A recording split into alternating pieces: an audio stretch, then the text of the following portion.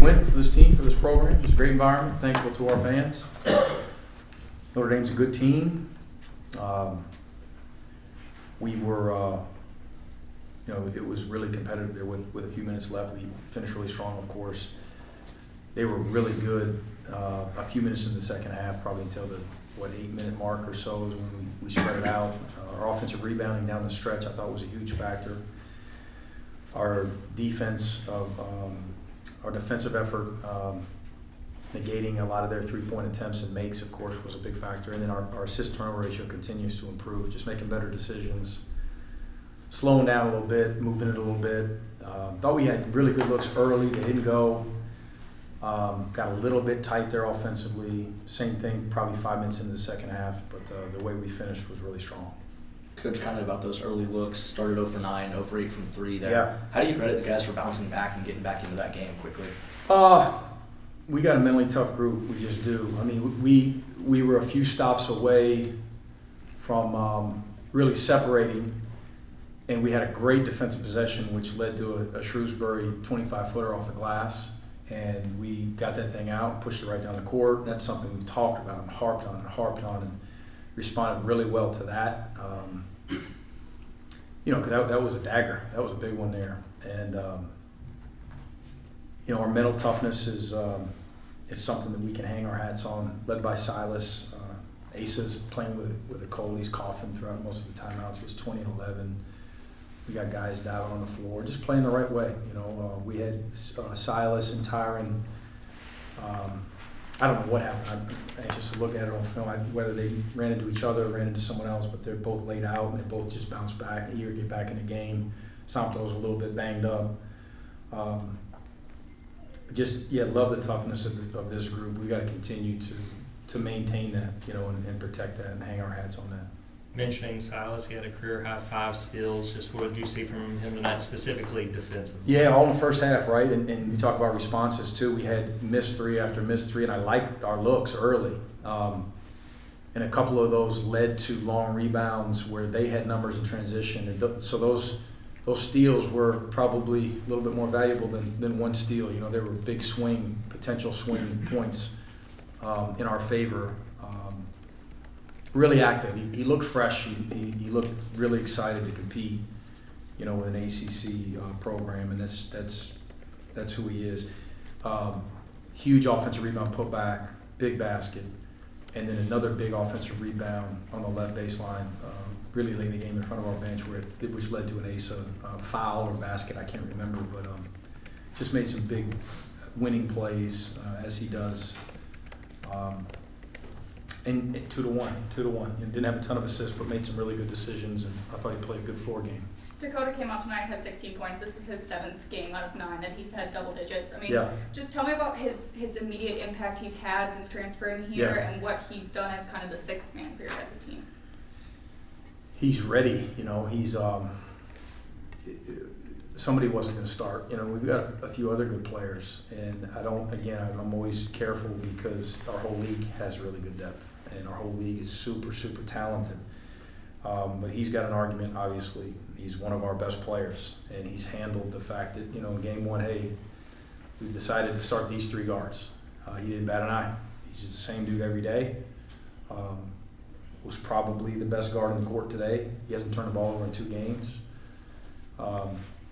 I think he's finding more and more comfort, playing here and playing in against this level of competition and with these guys and all these transfers. Just like all the transfers throughout the country will continue, I think, to ease their way into their role. When SEC play comes around in January, do you think you'll reconsider making him a starter, or is he going to kind of stay the 6th man? No, it's not something I'm even worried about. Like, he's playing really well. The other guys are playing really well. I just don't feel a need. It's not broke, don't fix it type mentality. He's now, will there be a certain game where he plays 33 instead of 21? Yeah, potentially, but that goes for the rest of our guards too. The next 11 days, what are those going to look like? Rest, off tomorrow, but then back at it a day. We'll find I think we've got one built-in 2-day period, which I think is really important for guys to get away from it. And we got to finish strong academically, of course. And we get a chance to, for the first time in a long time, just focus on us. Like, hey, let's change this, experiment with this. We just had back-to-back games for a while, so that'll be refreshing to have an opportunity to kind of reevaluate us, our offense, our defense, our transition, our special situations, and then have an opportunity to play in front of our fans in a great environment in Atlanta against a really, really good mid-major program that was, as I told our guys, we did it. A lot of people I think would call us crazy to play the game, but we did it because we wanted an opportunity to play another quality opponent, and they're not a power program. They're not a high major, but they've got high major players and they've got a high major staff, and we've got to be prepared. It's a great opportunity for us. As far as that game goes, you're going to be getting Shane Montgomery back, I believe. Soon. For that one, right? I mean, he's eligible to play in that game. No, I think some things need to be worked out. Okay. All of our guys got to finish, and we got to go through, jump through, some hoops. And when we get the okay from administration, then that's when he'll play. Mm-hmm. And whenever that is, he'll be ready. He's got as much energy. I was going to ask, but what impact, once he does come back, what impact is he going to make? Pressure on the rim, effort, intensity, a high-level competitive spirit, pressure on the basketball. We talked about Silas's ability to get deflections, to create havoc defensively. He's as good as anyone on our team in those areas. Good teammate, just ultra competitive, anxious for him to be able to showcase his abilities and to be able to coach him in a real game. I'm anxious for him to be able to play with these guys he loves playing with every day and vice versa. You talked about it a little earlier. 1 turnover in the first half, 5 total throughout the game. How far has this team come just in 9 games in that metric there? Some of it's us, of course, but some of it is who you're playing defensively. And they're really, really good defensively. Totally different though, right? They forced us into some late contested threes, and so you look down and you say, we were 6 of 26 from 3. That had a lot to do with Notre Dame's defense, and we had played. I was telling somebody the other day, even the mids that we played have a high level of ability with speed and quickness and playing small to turn you over. Tennessee Tech comes to mind, Alabama A&M comes to mind, probably forgetting a couple. And then we go to the Bahamas and play 2 of the best in the country in terms of turning you over. So I think we were 3-18, if I'm not mistaken, when I woke up this morning and checked the analytics in offensive turnover percentage. And that's not who we are. I don't think we're top 50 either, but we'll settle in there somewhere and we'll continue to get better in that category. Asa scored all of his 11 first half points in the last 5 minutes of the first half. Mm-hmm. How important is it to have a guy that can make things happen so quickly? It's huge. He's just a really talented guy. He's got such humility that he can lose himself in a game and score within the flow, and just be the guy that catches a couple dump offs. He's relentless in the offensive glass, a great cutter, and he just finds a way. He scores them quietly at times. He doesn't practice as well. You look down and you look at the stats and say, boy, I didn't know he fell into that many points. But we're an equal opportunity offense. We share it, and we're not ISOing guys a lot. We don't rely upon one guy or 2 guys.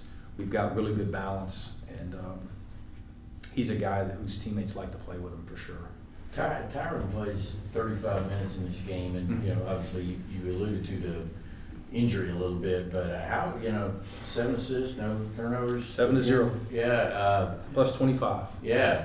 So, how you feeling about that? And how worried were you there for a second? Yeah, both of our guys. Yeah. Arguably our 2 best defenders. Are banged up, and some of these young front court guys are coming and defensively and probably wish they were in that conversation and probably should be, but those guys are experienced defenders. Tyron, 5th-year guy. Yeah, his decisions, his comfort level, how he's settling into what we're trying to do offensively. All of these guys, we'll continue to tweak some things, but Tyron defensively has been fantastic. He's just been really sharp. He's been really accountable defensively, really throughout the year, and he's a pleasure to coach. Got time for one more? Pizza time? The students really showed out tonight. How crucial is it to have a turnout and an atmosphere like that Yeah. for a matchup like this? Yeah, I'm glad you brought that up. I mean, we need it for every game. You know, we just do. That's what is. That's the SEC. I mean, SEC basketball. We got packed arenas. We got great arenas. We got proud fan bases, and we need, we need their support. We need their help, and hopefully it continues to increase. The butts in the seats. Our guys, not our guys, our students, I thought were a really big factor, especially defensively down the stretch. And I urge anyone who hasn't been to a game, give these guys a chance. Our guys play hard, they play connected, and they. I think they're fun to watch. I do, especially when we're sitting down in the stands like that. Thank you, Coach.